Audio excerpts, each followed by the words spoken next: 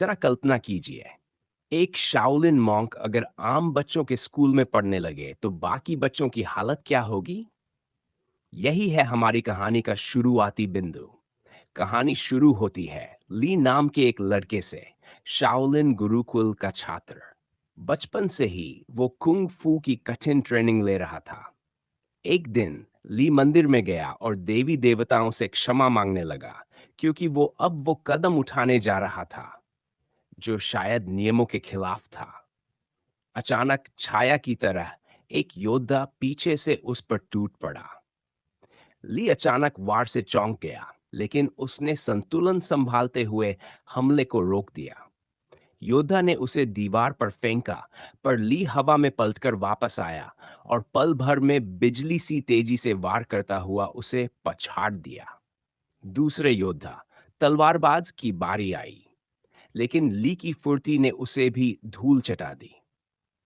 अब तीसरा योद्धा सामने था, जो ध्यान में बैठा था, पर उसके कानों ने ली के कदमों की आहट पकड़ ली। उसने अपनी माला हवा में उछाली और वो शीशे पर टकराकर इतनी तेज चमकी कि ली की आंखें चौंधिया गईं। उसी एक पल में उसने ली को उठाकर जमीन पर दे मारा। ली बचने की कोशिश में फिसला और दोनों के बीच भयंकर लड़ाई शुरू हो गई। अंत में जीत ली की हुई। ली ने मंदिर को प्रणाम किया और गुरुकुल के बाहर निकल गया। उसे गुरुकुल के शिक्षक ने बताया कि परीक्षा में सबसे अधिक कौशल दिखाने के कारण उसे शहर के एक नए स्कूल में भेजा जा रहा है। शहर में उसे एक वैज्ञानिक डॉक्टर हैन के परिवार के साथ रहना था। डॉक्टर हैन अपने दो बच्चों के साथ रहते थे, क्योंकि उनकी पत्नी सालों पहले गुजर चुकी थी। यही वो डिवाइस था जिस पर शहर के गुंडों की नजर थी। डॉक्टर हैन ने बच्चों को कॉल पर बताया कि वो जल्द घर आएंगे और उन्हें एक तोहफा खोलने को कहा। असल में उस डिब्बे में वही गुप्त डिवाइस छिपा था। इसी बीच ली घर के दरवाजे पर पहुंचा और लैन ने उसे अंदर बुलाया। उधर गुंडों ने डॉक्टर हैन को पकड़ लिया था। गैंग का लीडर लैरी उसे धमकाकर डिवाइस मांग रहा था, लेकिन डॉक्टर हैन ने कहा कि ऐसा कोई डिवाइस है ही नहीं। वो सिर्फ एआई प्रोजेक्ट पर काम कर रहा है, जिससे उसके बच्चे अपनी मां की आवाज वाले रोबोट से बात कर सकें। लैरी को झूठ लगा। सीसीटीवी फुटेज से उसने पता लगाया कि डिवाइस घर भेजा जा चुका है। फिर दो गुंडों, स्लॉपी और फिस्ट, को उसे चुराने भेज दिया गया। वो दोनों मजाकिया और बेवकूफ किस्म के थे। मजेदार भेष बदलकर लैंड के घर की रखवाली करने लगे। प्लान यह था कि रात में घुसेंगे, लेकिन उन्होंने सोचा बच्चे जब स्कूल चले जाएंगे तब आसानी से चोरी कर लेंगे। उधर ली नए शहर और उनकी आदतों को समझ रहा था। उसने लैन को अपने भाई फैंग का टाइकोंडो मैच देखते पाया और उसे यह खेल काफी दिलचस्प लगा। रात को ली ध्यान लगाने बैठा, मगर यू की वीडियो गेम ने उसे भड़का दिया। बहस हुई, फिर दोनों गेम खेलने लगे और दोस्त बन गए। लैन ने जब तोहफे का डिब्बा खोला तो अंदर एक प्यारी पांडा चेन थी, जो वास्तव में पेन ड्राइव डिवाइस था। बटन दबाते ही पांडा बोला, पासवर्ड सेट कीजिए।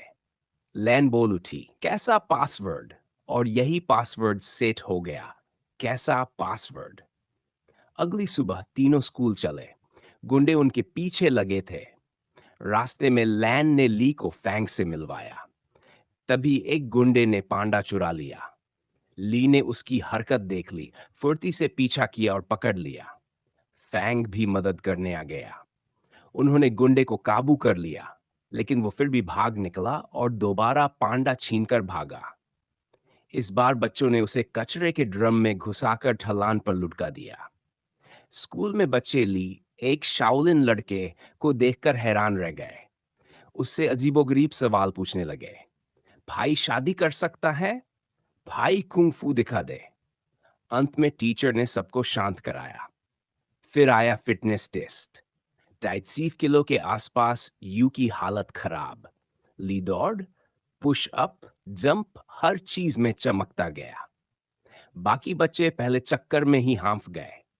उधर डॉक्टर हैन लैरी के ठिकाने पर बंधा था और लैरी उसे गोल्फ बॉल से पीटकर पासवर्ड उगलवाने की कोशिश कर रहा था।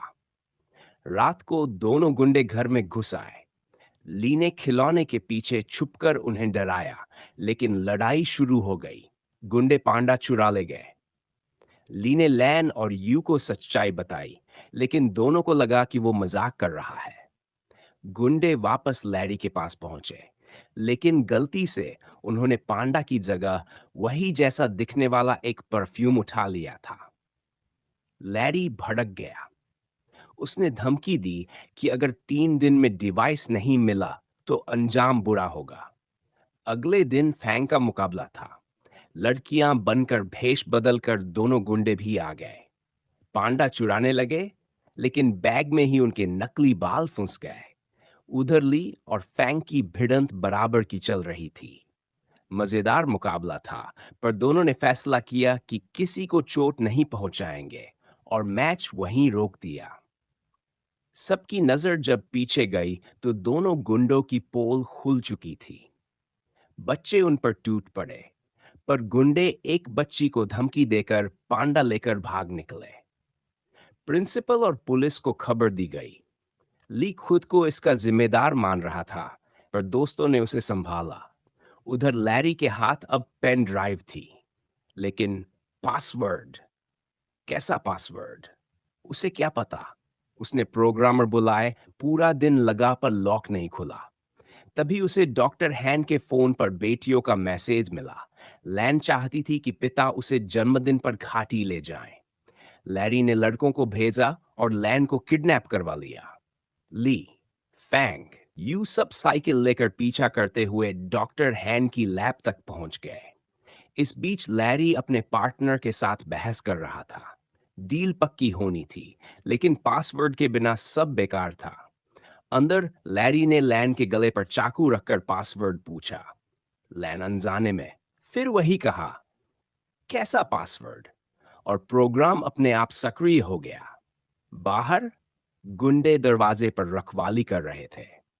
ली और फैंग ने उन्हें बिजली की तरह चित कर दिया। फिर ब्रैडली आया, लैरी का सबसे ताकतवर आदमी। ली और फैंग दोनों मिलकर भी उसे आसानी से नहीं हरा पा रहे थे। अंदर यू ने चुपके से अपनी बहन और पिता को खोल दिया। फिर सब मिलकर गुंडों पर टूट पड़े। लैरी पेन ड्राइव लेकर भागने लगा, पर डॉक्टर हैन, लैन और यू ने मिलकर उसकी जमकर धुलाई कर दी। उधर ली और फैंग की जोड़ी आखिरकार ब्रैडली को भी पछाड़ देती है। पुलिस पहुंचकर सारे गुंडों को पकड़ लेती है। बाद में ली और यू की बहादुरी के लिए प्रिंसिपल द्वारा मेडल से सम्मानित किया जाता है।